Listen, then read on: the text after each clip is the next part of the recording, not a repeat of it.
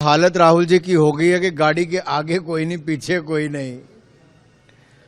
तो ऐसे हताश निराश व्यक्ति क्या करेगा? इस तरह के ही बार बार बयान देगा जब जनता सुनने को नहीं आती। उत्तर प्रदेश जैसा बड़ा राज्य जहां नेहरू गांधी परिवार की 4-4 पीढ़ियों के लिए वोट मिलता था, सीटें जीतते थे, आज वहां पर उनकी सुनवाई नहीं, कोई पूछने नहीं आता है। एक तरह से विदाई यहां से उनकी नेहरू गांधी परिवार की हो गई है। तो हताश और निराश तो वो दिखेंगे।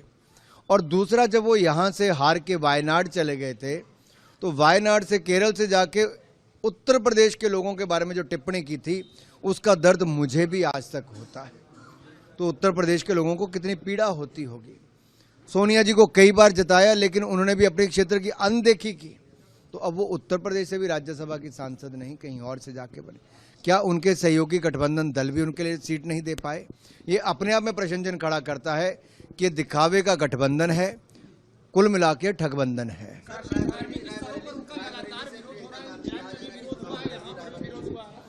देखिए, धार्मिक स्थलों का विरोध करना ये कांग्रेस की आदत पड़ गई है और कांग्रेस के गठबंधन के जो सहयोगी हैं उनकी भी।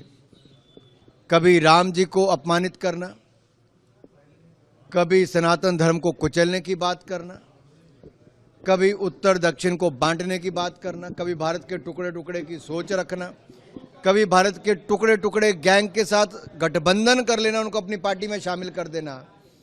आखिर ये कैसी सोच कांग्रेस की और उनके सहयोगी दलों की हो गई है? और इन सब विषयों पर कांग्रेस चुप क्यों है? पाकिस्तान जिंदाबाद के नारे लगते हैं जब कांग्रेस का राज्यसभा का सांसद कर्नाटक से जीतता है, लेकिन श्रीमान राहुल गांधी और मल्लिकार्जुन खड़गे जी कुछ नहीं कहते, पर्दा डालने का काम करते हैं, छिपाने का काम करते हैं। फॉरेंसिक रिपोर्ट आती है तो उनकी पोल खुल जाती है। आखिरकार ये क्या सोच के चले हैं?